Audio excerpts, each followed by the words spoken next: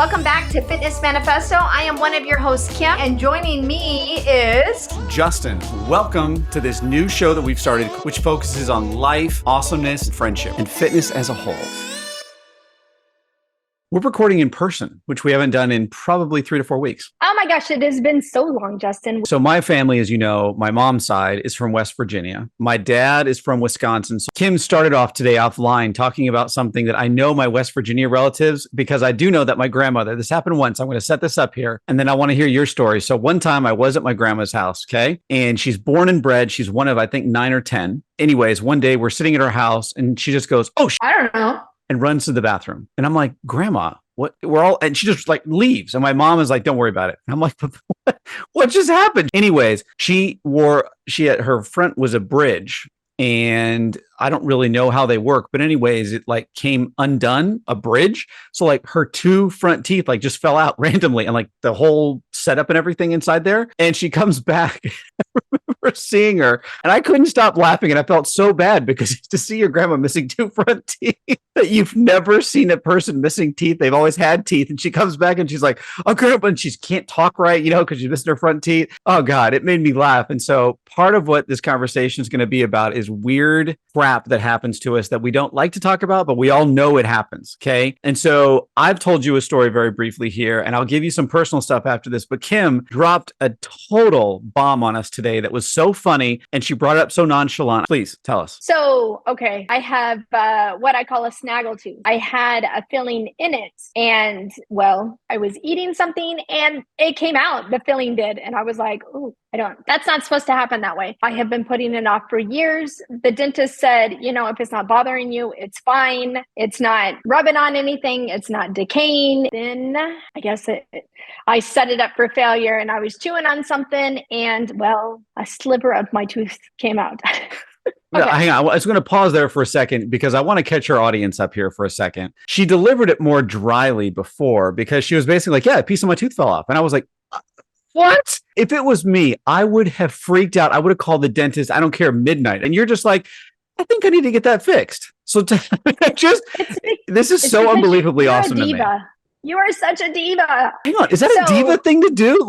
Hang on. I want to open this to our audience really quickly here. Please, as you're writing this, please reach out to us via social media on what your thoughts are. If a piece of your tooth falls off, are you being a diva wanting to go to the dentist right away? I'd love to hear. When you say a piece of my tooth, it wasn't like a huge chunk. It was like a sliver. But hang on, Kim, it's not the size of the sliver. It's a piece of your tooth came off. I can't, you're much more stoic about this than I am. Please continue.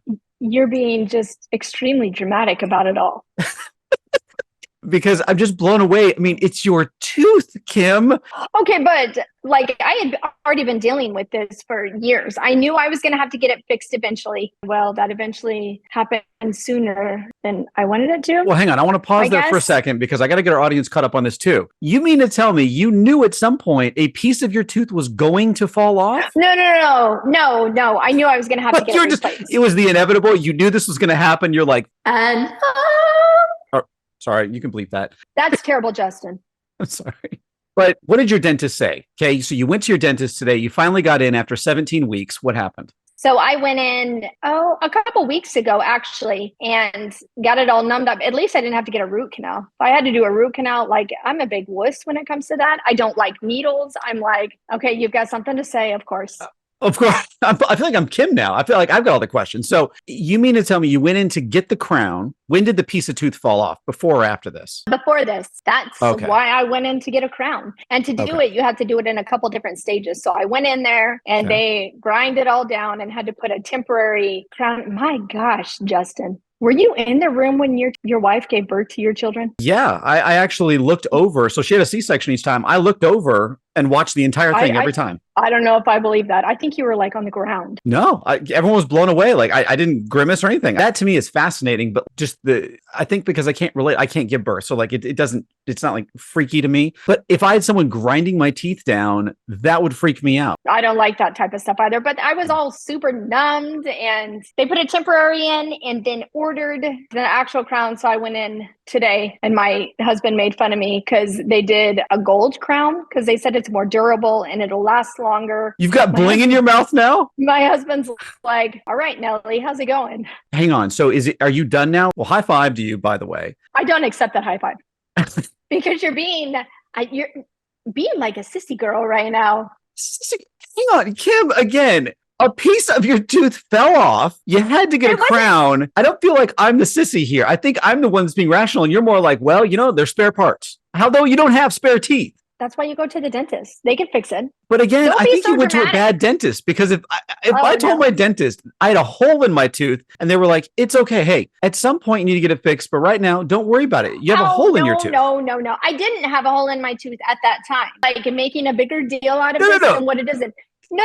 Pause. You pause. I already had a snaggle tooth that needed fixed eventually, but there wasn't a hole in my tooth.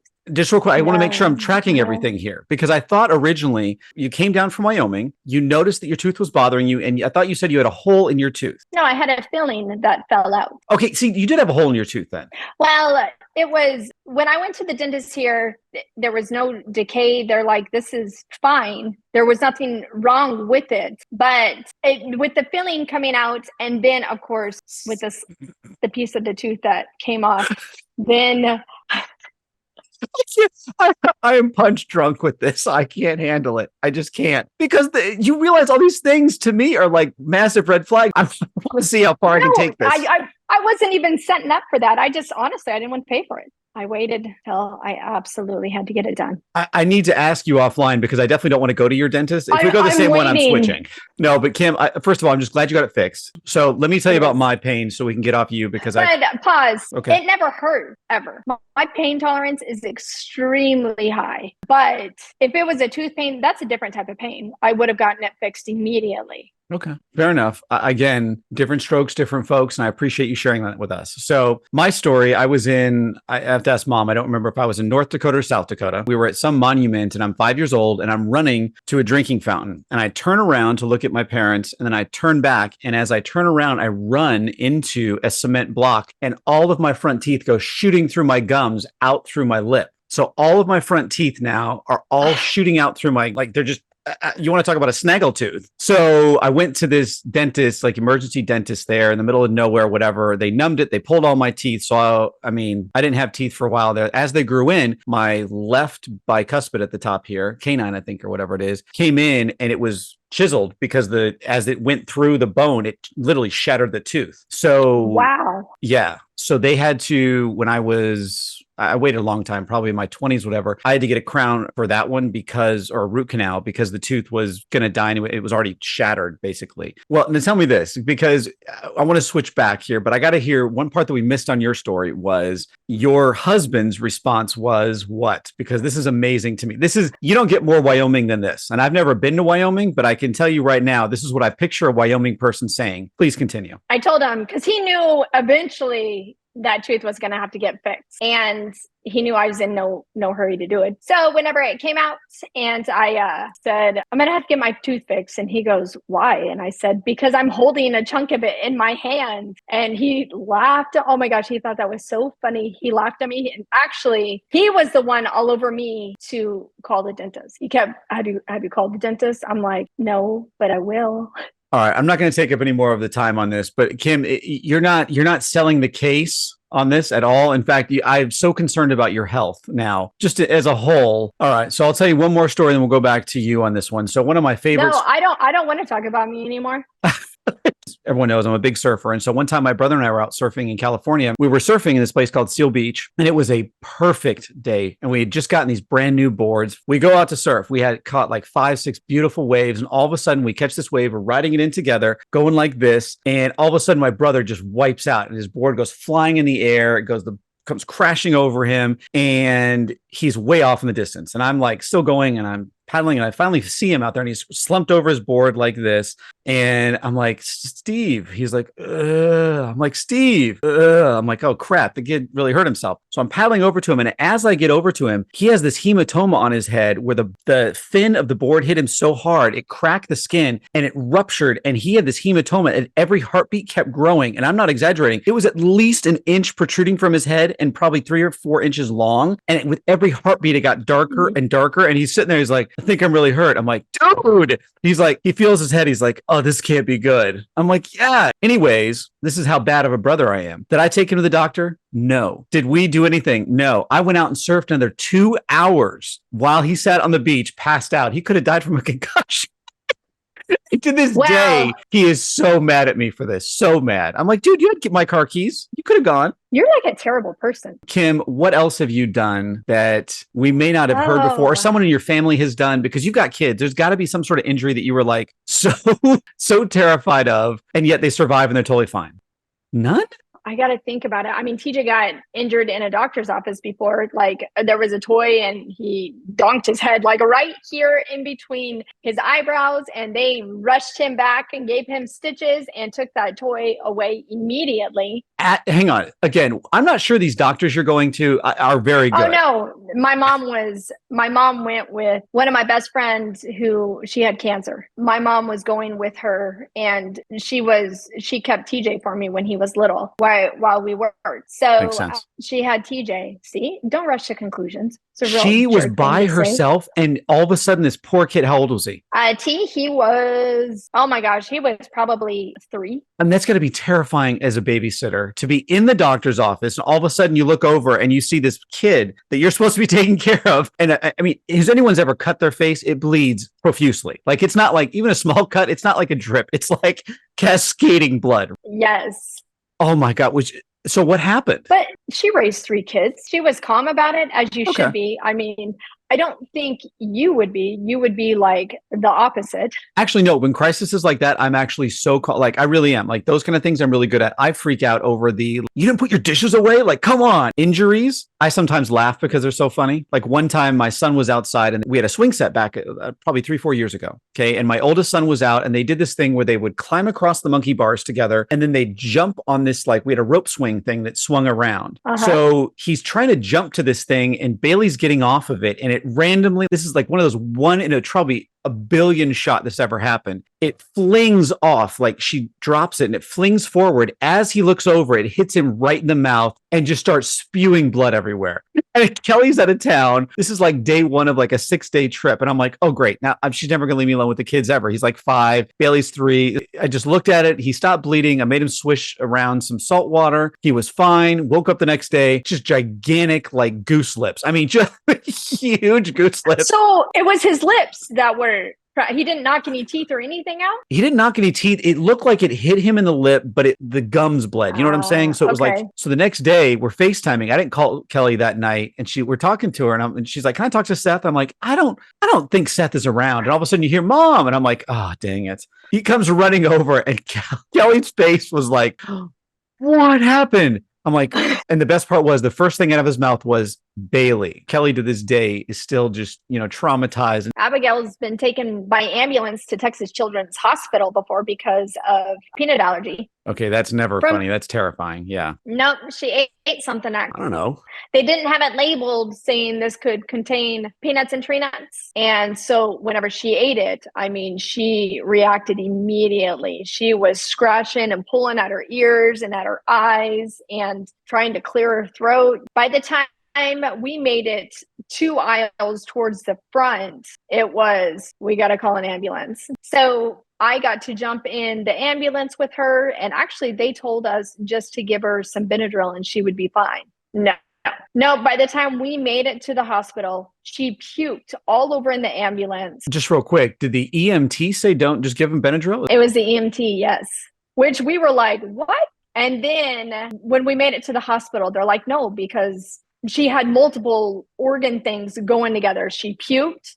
She was pulling at her ears. She was trying to clear her throat and like scratching her throat. And because of that, she should have gotten her EpiPen like immediately. I think it's 8 hours under observation after you get an EpiPen with the epinephrine. And then her asthma picked up when we were getting ready to go and she needed a nebulizer. So then they had to keep us longer. I don't know if we talked about this on air, but my oldest son, we had no idea he was allergic to anything, right? So one time I'm picking him up at school. He's at daycare. He was like, Dad, I'm hungry. And maybe 3-ish, something like that. And I toss him I think it was cashew, blueberry or something like that. Starts eating it. And I'm not kidding. 30 seconds later, he's like, Dad, I don't feel so good. And I'm like, what? And he starts projectile vomiting all over my car. And I'm like, holy crap. So I get him home. I knew he was having an allergic reaction, but I didn't know to what. So anyways, we start bathing him. He turns purple. I run him over. We were maybe 5 minutes from the emergency room, take him in, same thing. Afterwards, it was just so funny. I'm sure Abigail was the same way. He's like, Dad, let's go home. And I'm like, yeah, I'm like all traumatized. He's like, I feel great now. I feel great. Why do we have to stay? We didn't have to stay 8 hours. We had to stay, I think, 45 minutes under observation. Another hour, they gave him like water and ice and stuff like that just to make sure everything was going well, because he didn't have any organ, nothing like that. It was just, all upper respiratory. It is crazy. If you've never seen an EpiPen work, I mean, it is like a miracle. It is like a second. It's not like one of those things you're like, and you're like, dude, it's like, I mean, it is like, it really is. Holy cow, it's fast. I think we'll end on one more funny story. I'll try to end on a humorous one here. So this is Justin in college. So my very first week, I started out at University of San Diego. That's where I started at school. I went there because the ratio of male to female is 7-3 back then. I'm walking across campus with a bunch of guys, and all of a sudden I'm staring at a couple of girls that are going the other way, and next thing you know, I'm on my Absolutely. and my knee is just like killing me. I mean, it's protruding blood. You can see the bone, and I'm on the ground. Like I'm on the ground, and I pop back up like nothing happened, right? So these guys, I don't know anyone. I'm just meeting these guys, right? They're like, dude, what happened? I'm like, I don't know, but I'm trying to play it off like everything's fine, right? They're like, I've never seen anyone do that. And the girls across the way are totally laughing. What happened was there was a fire hydrant I didn't see. And I just walking full bore into it and hit the part that sticks out, the knob, and I just flipped over it. I walked back to my dorm room, and I just remember bursting into tears and just like, oh God, and my legs swelled. I didn't go to a doctor, didn't do anything. I'm sure I fractured it somehow. You can see the bone. I probably needed stitches. I got a wicked scar from it now. So that was one dumb thing. And I guess the final thing, this is since we're talking about legs for a second here. I was on a cruise with my family when I was in college, and we went to somewhere in Guatemala, and we went to this Mayan pyramid thing. And my brother and I are very competitive. Decided to race up this Mayan temple. And for those that have never been to a temple like that, it's maybe a few inches out, and it's steep as like, I mean, probably if you can go 90, it's probably 85 degrees. They just go straight up. We're running up it, and all of a sudden I slip down the side and go whoosh and take the whole front of my calf off. I mean, the whole front of my shin, sorry, in the middle of freaking Guatemala. So I'm like, oh God, I played off like it's no big deal. My mom and my dad are like, oh my God. And my brother's like, oh, everyone's vomiting. I'm like, be fine. So we get back to the boat. I clean it off. And my dad's like, you need stitches. I'm like, I don't need stitches. I'm going to be fine. And meanwhile, my dad's a doctor. I'm not paying any attention to him, right? I'm like, I'll be fine. I put a Band-Aid on it. We make it back to the States. I start pouring alcohol. I clean it, all this kind of stuff. And one day, and I'm like, Steve, my leg is really, really hurting me. Can you take a look at it? And he's in medical school right at this point in time. He looks at it and goes,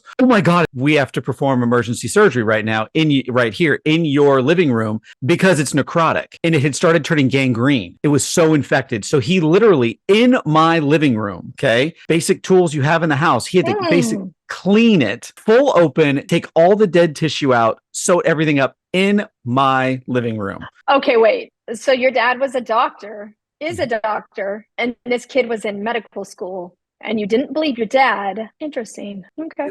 We have a complicated so you had that relationship. coming. I will tell you, Justin, I have never had stitches. Oh man, I have so many. I have never, well, mine is having 2 C-sections, but that doesn't count. Oh, yes, I have never broken a bone. I have never fractured anything. I've never sprained an ankle.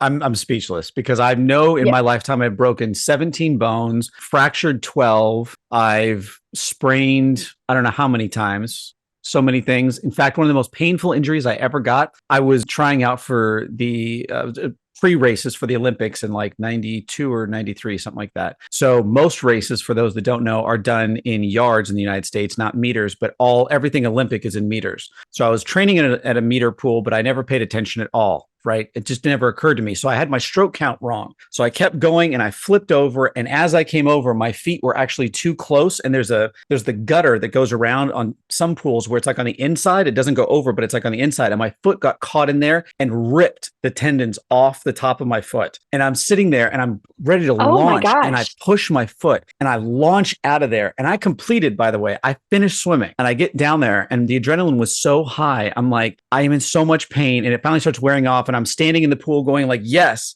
And I can't stand anymore. And I start sinking and I'm like, oh God, I'm in so much pain. They take me out. It's instantaneously black and blue on my top of my feet. Like, I mean, weirdly enough, I didn't have to get surgery. They were still lightly tethered together. So basically I wasn't allowed to swim for, I think, almost a year, if I remember right. I still laugh about it now, but it was a very tragic injury. And it was my mom to this day said it was one of the most gross things she ever saw.